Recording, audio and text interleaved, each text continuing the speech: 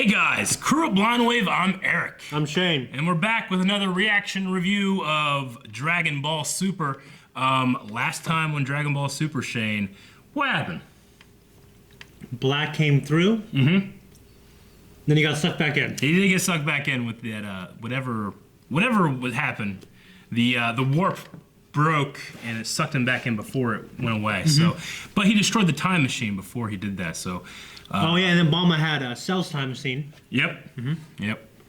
We didn't have that, and so yeah, that was pretty much it in terms of like what was happening. It was mostly the fight. It wasn't a lot of big developments. Yeah, but I mean, we learned that Goku Black, he has some interesting things about him. He seems to be getting more powerful as he was fighting Goku, and he seemed to think... Yeah, it's like he matches whoever he's fighting. He's like, this is what it feels like to be a Super Saiyan. He also really had it he called it like an education or something like that, right? Yeah. To be able to fight Goku in this body, he said. Yeah. So, okay, we're going to move on. As you guys know, we can't show the reaction right now, but you can go watch the reaction over at blindwave.net or just go down, find the link in the description, click it, and right there, you're watching that 10-minute highlight reaction. Really, really easy, isn't it? Yeah. Thank you, Rick. Yeah, Rick Martin. Yeah. So, anyway, we're going to go ahead and get into the review, which is going to happen right now. Okay, so, it was another good episode. I mean, nothing crazy happening in this episode. This is kind of like a world building and giving us context into, especially, how Trunks and Mai were together. Yeah, it's okay. I was actually kind of curious. But yeah, she is a leader of the actual resistance, the underground resistance. Mm-hmm. Well, you had said earlier before, like, why does Trunks even want to go back? Like, you just fucking live here, you know? Yeah. But there's people there that are relying on him. There's still people there, you know? Yeah. Like, you can't just let them die. Yeah. And he doesn't know that Mai's still there as well. Yeah. Yeah, that's a good point. I mean, if I were him, I would go back and save all those people and then come back to the past. And just live here? Yeah, why not? I guess he doesn't want to give up on that world. It's his world, you know? Yeah. He fought so hard to try to save it. Give up on it. Yeah. Yeah, and I guess she saved him, according to him, multiple times. Yeah. I guess what's intriguing to me is what Black is. He looks down on the Earth, creation, and the universe. When he looks down, he loves creation. He hates the one aspect of it that he thinks is a mistake. Yeah, I mean, I guess he has some enlightenment that we don't know about. Mm-hmm. He wants to destroy all mortals. Yeah. So, I mean, I'm thinking he's like this ancient entity. It's possible. Who's possessing Goku's corpse. I know you love those. I do. No, it was just a good little backstory. It was. I'm trying to think to myself, being Trunks, how would you feel seeing if I went back to the past and my world got killed, I saw like a little young Joy. Yeah. It'd be really, really, really interesting. Yeah. I mean, I personally would have been a little more reserved. I wouldn't go up to like little her, grab her hand and like, you died or something, you know? Yeah. Because it is, I don't know. It's a little strange. You don't want to scare her. Yeah, you don't want to scare this person or the people that are around them, but... Well, I mean, I guess knowing that, like, hey, if you show up in a time machine... Yeah. I think he has a little more leeway. Like, they know who he is. They know that's a time machine. Sure. They know he's from the future. So he's got a little more, I think, wiggle. Well, I like the crush that she's kind of developed on him. And how little Trunks is jealous of himself, Is he jealous? Yeah, he's jealous. You notice that? I noticed. I don't know if I'd call it jealousy. I don't know what I would call it. I mean, we've established before that he's kind of like talked to her about being a girlfriend and stuff like that. So, yeah, I definitely would say that. And Beerus and Whis recognized Goku Black's energy. Mm-hmm. So, what's that about? I mean, I know. I can't tell you. I have no way to speculate. I mean, sure. I imagine he's some ancient entity. Whis and Beerus have felt that energy before. Mm-hmm. I thought it was interesting that Black talks about destroying all mortals. Yeah. It's calling them a mistake. Mistake of the gods. Yeah, I thought that was interesting. And then it's like he's a god. But Beerus and Whis were having a discussion like, mortals. It's like when he was talking about like, oh, there's two now. It's like the mortals are trying to provoke divine wrath, Mm-hmm. Which Black kind of seems to be a divine wrath if he's looking down upon mortals. Yeah. You know? This is like an interesting little thing. Yeah.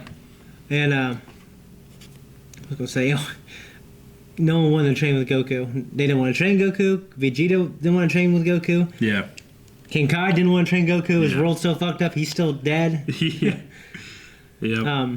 You know, that's why, I was thinking about it. That's one reason why, like, a future Trunks movie, I think, would be one of the easier ones to do. Because you can just focus on, like, this underground resistance. You mean making like a live action movie? Yeah. Yeah. It's just It's generally why Trunks / the androids are the most commonly done fan film. Yeah. Because no one wants to do fucking Frieza. No. Yeah, what am I gonna do? I can't do Cell. He's too hard to do. I can't do Majin Buu. Yeah. Pink guy and pink makeup. Yeah. I did think it was interesting seeing actual fire and explosions live action comped into a couple of the shots. Was that what it was? Yeah, there was a live action explosion comped into the shots from the future. I'm like, I've never seen that before in Dragon Ball. But you could call it a little lazy in terms of animation, but sometimes you do that kind of stuff. I don't remember it ever happening in Z, but I did see it there. What I didn't get was that Trunks and Black's first encounter? No. It kind of felt that way. No, he said it's you again, Saiyan. Didn't he? I don't know.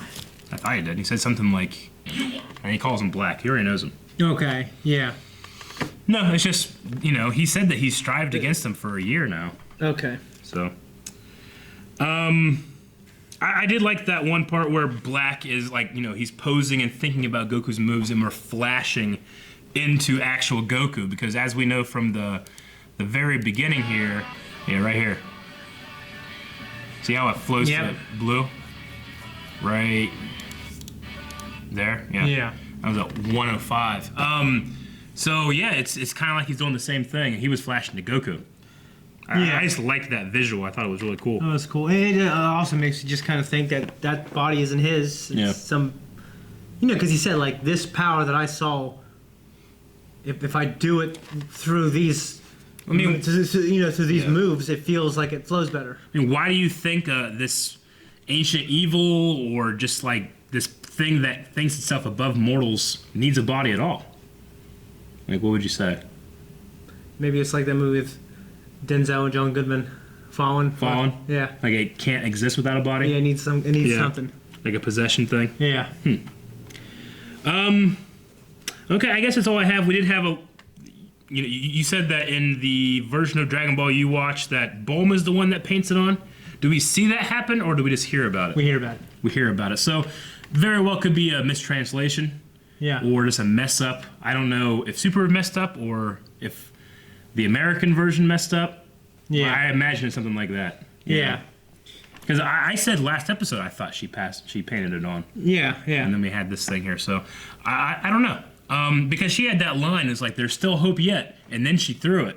Mm-hmm. And then the thing came out. And I'm like, hey, it's hope. It's that time machine. And she wrote hope. And I'm pretty sure she had written it. So. Why the hell would he write hope on it before he leaves?